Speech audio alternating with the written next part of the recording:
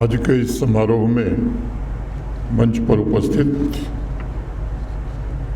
यहाँ के स्थानीय विधायक श्री बलदेवराज शर्मा जी, सम्मानित विधायक रियासी श्री कुलदीप राज दुबे जी, अच्छे पात्रा के ट्रस्टी सम्मानीय श्री भरत दास जी,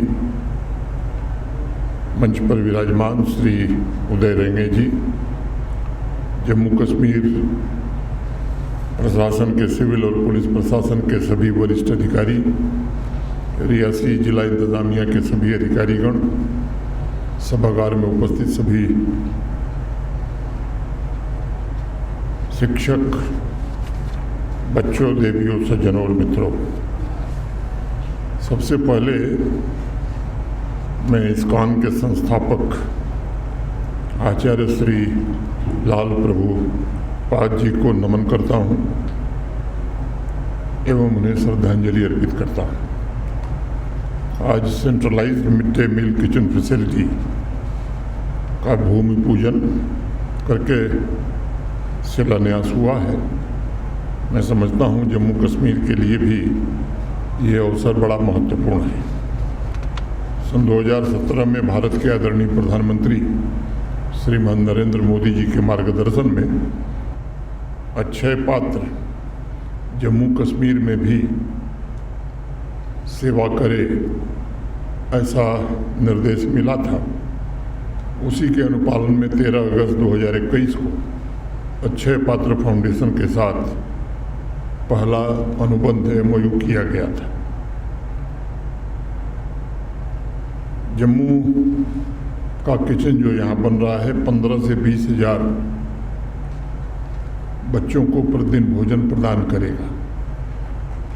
कटरा के लिए 31 जनवरी 2024 को एक अनुबंध पर हस्ताक्षर हुआ।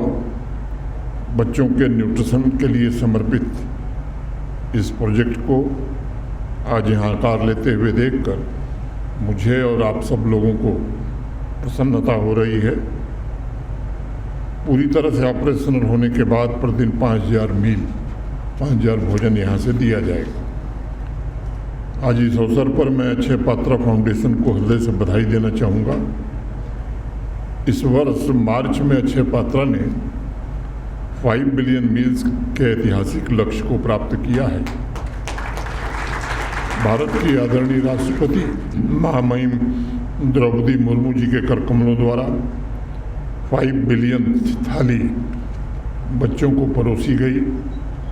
अत्यंत समर्पित भाव से अक्षय पात्र फाउंडेशन के मित्र 25 वर्षों से नई पीढ़ी के लिए पोषण का काम कर रहे हैं। जिस प्रकार प्रधानमंत्री पोषण शक्ति निर्माण कार्यक्रम प्रतिदिन 11 करोड़ से अधिक बच्चों को पौष्टिक भोजन भारत में सुनिश्चित करा रहा है, मैं मानता हूं कि दुनिया का सबसे बड़ा मिड डे मील प्रोग्राम आज हमारे देश में प्रधानमंत्री जी के कारण चल रहा है। इसी प्रकार अक्षय पात्र फाउंडेशन गैर सरकारी संस्थानों की श्रेणी में विश्व का सबसे बड़ा मिड डे मील प्रोग्राम भी चला रहा है। जैसा बताया गया 16 राज्यों 3 संघ राज्य क्षेत्रों में 20 लाख से अधिक बच्चों को पौष्टिक भोजन उपलब्ध कराने का श्रेय अक्षय पात्र फाउंडेशन को जाता है।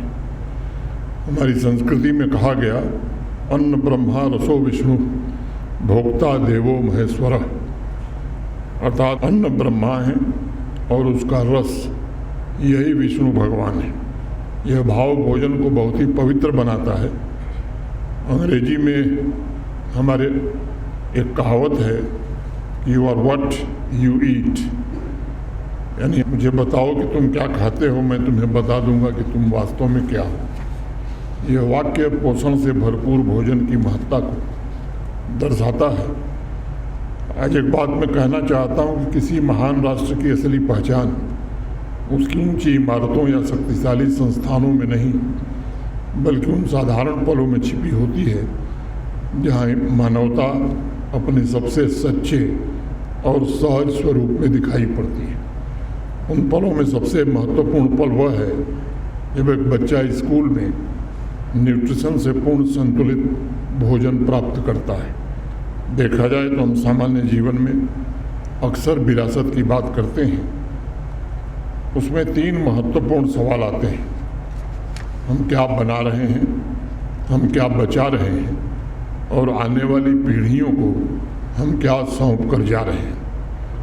अब मुझे लगता है कि इस विरासत में एक अन्य सवाल जोड़ने की ज़रूरत महसूस हो रही है कि हम अपने बच्चों को क्या खिला रहे हैं।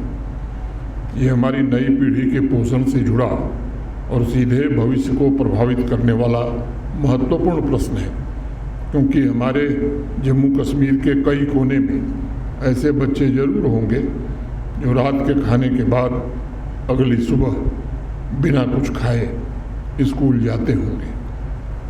आप कल्पना कीजिए कि वो अपनी किताबें खोलकर सीखने की कोशिश कैसे करते होंगे। उनका ध्यान ही नहीं लगता होगा, क्योंकि शरीर भूख से बोझल रहती है। मैं आज ये कहना चाहूँगा कि इसे बदलने की जिम्मेदारी जहाँ सरकार प्रशासन की है, वहीं समाज की भी है। हमारे पास, हम सबके पास मिलकर इतनी क्षमता मौजूद है कि हम इस परिस्थिति में आवश्यक बदलाव कर सकते हैं। गांधी जी बार बार एक बात कहते थे कि जो बदलाव आप देखना चाहते हैं वो स्वयं से शुरू करिए। मैं मानता हूँ कि एक भूखा बच्चा अच्छे से न पढ़ सकता है न सीख सकता है। जो स्कूल अपने बच्चों का पेट नहीं भर सकता, वो ईमानदारी से आगे बढ़ने के अवसर कैसे निर्मित कर सकता है। दशकों पहले दुनिया भर में अनेक रिसर्च हुए और उससे ये साबित हुआ कि पोषण और शिक्षा ये अलग अलग 2 चीज़ें नहीं हैं, बल्कि शिक्षा की नींव ही पोषण पर टिकी हुई है। जो बच्चे संतुलित और पौष्टिक भोजन करते हैं, उनकी एकाग्रता बेहतर होती है, उनकी याददाश्त बेहतर होती है और वो स्कूल में ज़्यादा सक्रिय दिखाई पड़ते हैं। प्रोटीन, विटामिन, संतुलित आहार ही सोचने, समझने और आगे बढ़ने की मूल ऊर्जा देता है। मैं चाहता हूँ कि जम्मू कश्मीर के सभी स्कूल इस बात को याद रखें कि जब हम स्कूलों में पौष्टिक भोजन उपलब्ध कराते हैं तो हम केवल पेट नहीं भरते, बल्कि हम भविष्य की सोच गढ़ते हैं। इस संबंध में हमें एक अन्य सच्चाई को ध्यान में रखते हुए सोचने की आवश्यकता है। बहुत से बच्चों के लिए स्कूल में मिलने वाला भोजन ही दिन का एकमात्र सही और संतुलित भोजन होता है। इसलिए ये काम पूरी करुणा और संवेदनशीलता से होना चाहिए। यह काम एक पोषित और शिक्षित समाज के निर्माण के लिए बड़ा आवश्यक है। जब कोविड महामारी की विपत्ति ने पूरे विश्व को घेर लिया था, तब इसी करुणा और संवेदनशीलता की भावना के साथ भारत के माननीय प्रधानमंत्री जी ने गरीब कल्याण अन्न योजना शुरू की थी, जिसके माध्यम से 80 करोड़ नागरिकों को निःशुल्क अभी भी अन्न उपलब्ध कराया जा रहा है।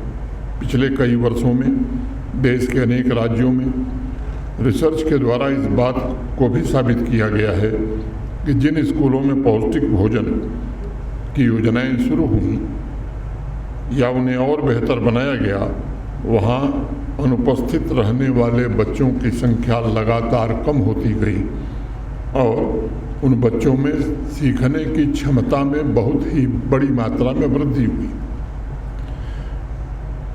और इसलिए आज कहा जा सकता है कि मिड डे मील को न्याय और सामाजिक समता के माध्यम के रूप में भी हम देख सकते हैं। बच्चों को संतुलित भोजन उपलब्ध कराकर हम उनके जीवन में सपनों और आकांक्षाओं को बल देने का काम कर रहे हैं। उनके शारीरिक और मानसिक स्वास्थ्य को ध्यान में रखकर हम कल के स्वस्थ नागरिक तैयार कर रहे हैं, जो जीवन की चुनौतियों का बेहतर ढंग से सामना कर सकेंगे। मुझे विश्वास है कि भविष्य में अच्छे पात्र की इस सुविधा के तैयार होने के पश्चात प्रदान किए जाने वाला मध्याह्न भोजन केवल अच्छी शिक्षा ही नहीं सुनिश्चित करेगा, बल्कि रियासी में एक ऐसा इन्वेस्टमेंट है ये कि जैसा रियासी आप देखना चाहते हैं और ख़ासतौर से वर्तमान जिला इंतजामिया जैसा रियासी बनाना चाहती है, उसमें भी सहायक होगा। आज मैं पूरे जम्मू कश्मीर के लिए एक नए और मजबूत संकल्प की अपील भी करता हूँ। एक ऐसा संकल्प जिसमें पौष्टिक भोजन हर एक स्कूल जाने वाले बच्चे का अधिकार बन सके। अभी स्वामी जी ने एक बात कही, मैं शिक्षा विभाग के अपने सभी साथियों से निवेदन करूंगा कि इस पर गंभीरता से सोचकर आगे बढ़ने की आवश्यकता है। अपनी बात पूरी करने से पहले मैं ज़रूर कहना चाहता हूं कि नई पीढ़ी केवल हमारा भविष्य नहीं है, बल्कि वे उस सपने, उस आकांक्षा के जीवन स्वरूप हैं जिसे हम एक राष्ट्र के रूप में गढ़ना चाहते हैं। उनकी शिक्षा, उनका स्वास्थ्य, उनका आत्मविश्वास हम सबका एक साझा संकल्प है और समाज की भी सामूहिक जिम्मेदारी है। आज हम स्कूलों में बच्चों के मन और सोच में जो मूल्य, ज्ञान और विश्वास भरेंगे, वही आने वाले दशकों में जम्मू कश्मीर और भारत के भविष्य में दिखाई पड़ेगा। उन्हें बेहतर प्रोफेशनल, इनोवेटर, एंटरप्रेन्योर बनाने के लिए एकजुट और सुनियोजित प्रयास की आवश्यकता है। सरकार और सामाजिक संगठन दोनों को समझना होगा कि सहयोग कोई विकल्प नहीं होता, बल्कि जम्मू कश्मीर की आवश्यकता है। आज जम्मू कश्मीर एक निर्णायक मोड़ पर खड़ा है। इस समय जो फैसले स्कूलों में और समाज के बीच लिए जा रहे हैं, वही तय करेंगे कि अगली पीढ़ी को कैसी विरासत मिलेगी, जिसे वे आत्मविश्वास के साथ आगे बढ़ा सकेंगे। और जो लक्ष्य देश ने तय किया है 2047 तक, जब भारत विकसित होगा, तब ये बच्चे भी उसकी मजबूत नींव बन सकेंगे। मैं एक बार पुनः आप सबको हृदय से बधाई देता हूँ। अक्षय पात्र फाउंडेशन का अभिनंदन करता हूँ। समर्थ रामदास जी ने लिखा है कि जीवन कर जिजित्वा अन्न है पूर्ण ब्रह्म, यानी अन्न जो हमें जीवन देता है वह पूर्ण ब्रह्म है। मेरी कामना है और माता वैष्णो देवी से प्रार्थना भी है कि पूर्ण ब्रह्म पुरुषार्थ से भरी नई पीढ़ी का निर्माण जम्मू कश्मीर में हो।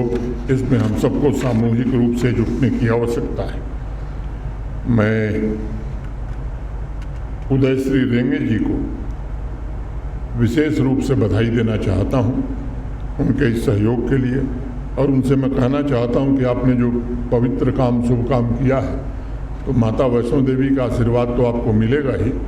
माता वैष्णो देवी के भक्तों के बच्चों को जो भोजन मिलेगा, उसका भी बड़ा आशीर्वाद होगा। और जो तीसरा लाभ आपको मिलने वाला है, देश के दूसरे हिस्से में भी आपने ऐसी सुविधा बनाई, उसके लिए देश आपका आभारी है। आपकी प्रशंसा मैं करता हूं। लेकिन जम्मू कश्मीर में निवेश करना, मैं समझता हूं, ये देश के बाकी हिस्सों में निवेश करने से बड़ा काम है, क्योंकि जम्मू कश्मीर का भारत के साथ पूरी तरह एकीकरण ये देश के अनेक मनीषियों का स्वप्न रहा है, और उस स्वप्न को पूरा करने में आप योगदान दे रहे हैं। इसके लिए मैं आपका विशेष रूप से आभार व्यक्त करता हूं। मैं अक्षय पात्र को भी विशेष रूप से आज के समारोह के लिए तो धन्यवाद देता ही हूँ। कोविड के दौरान मेरे आग्रह पर जिस तरह से आप लोगों ने ज़रूरतमंद लोगों को भोजन उपलब्ध कराया था, मैं उसके लिए भी आपका आभार व्यक्त करता हूँ। और माता वैष्णो देवी से प्रार्थना करता हूँ कि अभियान और आगे बढ़े, और जिस गति से पिछले 25 वर्षों में देश में आपका फैलाव हुआ है, उससे भी ज़्यादा गति से पूरे देश के ज़रूरतमंद बच्चों को आप भोजन पहुंचा सकें। बहुत बहुत धन्यवाद। जय माता दी।